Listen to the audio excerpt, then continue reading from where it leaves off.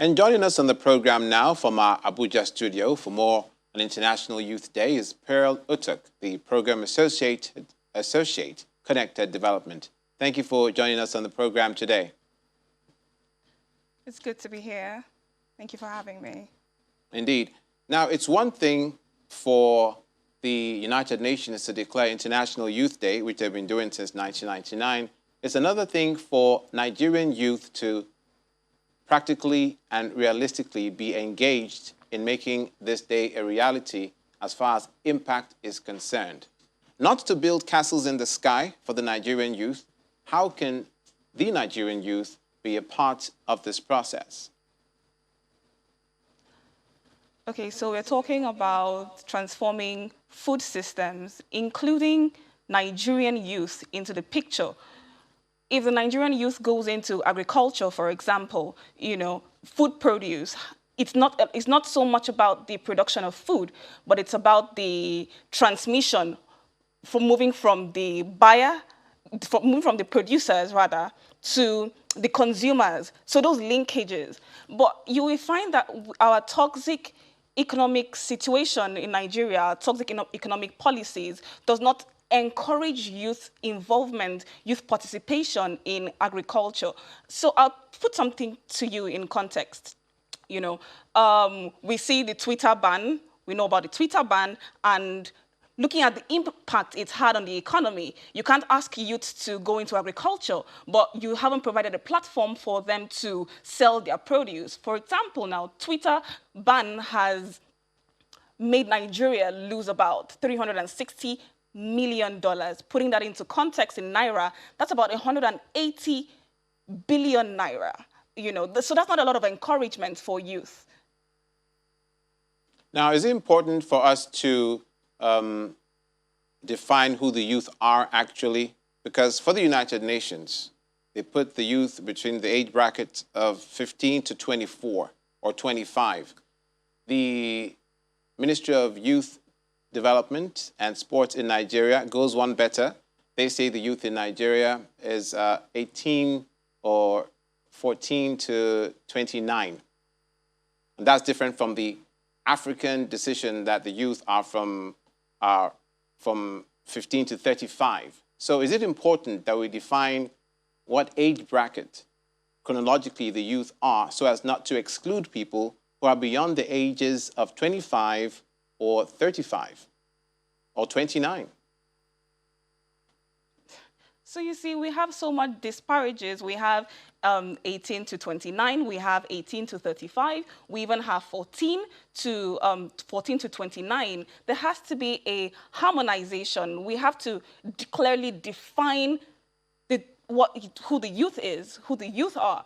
I mean, so there's no inclusion. So a lot of the youth in Nigeria have the major issue of exclusion, which is affecting us agriculturally, affecting us in our government, youth participation in governance. So there has to be a clear definition of who the youth are globally. Now let's bring it home to Nigeria specifically again. For the youth in the country, and you mentioned earlier agriculture and the economy. How can the government make it better, the level playing field for the youth to be involved in providing food security, given that we know that there is banditry in certain parts of the country, given that we know that the education of some states is being hampered by insecurity?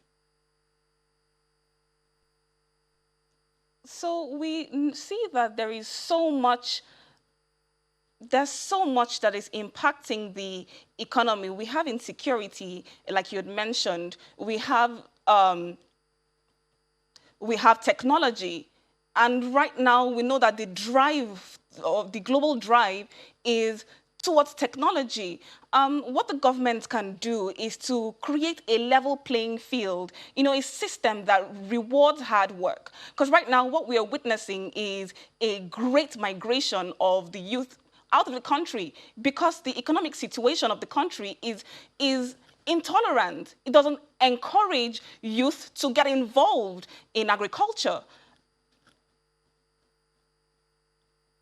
Okay, and from there, the United Nations Secretary General Antonio Guterres talked about the youth being involved in providing innovative solutions for the food systems.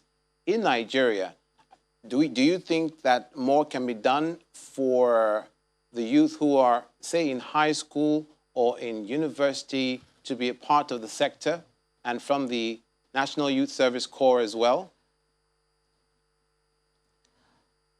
Yes, so for agriculture to thrive, it has to be done in rural sectors. You can't have youth engagement in agriculture in the rural sectors, in the rural communities rather, when there is no security. So the government needs to come in.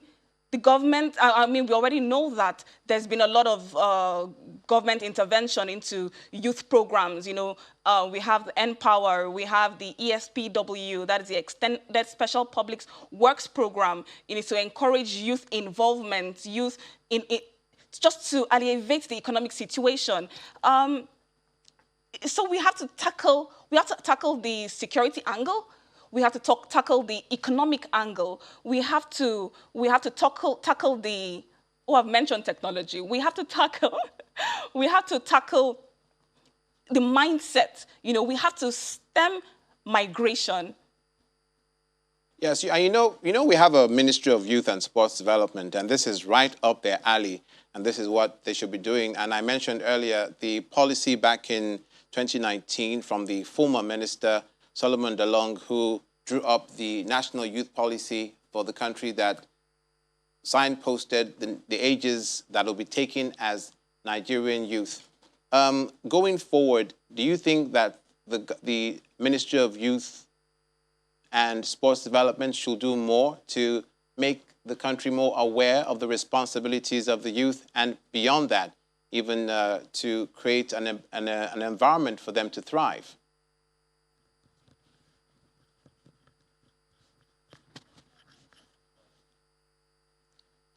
I beg your pardon, can you repeat that question? Do you think that the Ministry of Youth and Sports Development should be more involved in the process of involving the youth in Nigeria in economic and agricultural progress?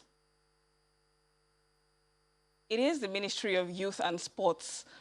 They are charged with the major responsibility of engaging the youth. So it is the ministry's responsibility to be in tune with the mindsets of the youth. You know, so you can't have a ministry that is out of touch with the youth and the current trends, the global trends, and expect them to drive conversations that would increase youth participation, you know, increase youth engagement that would boost our agricultural sector, which will in turn boost the economic sector.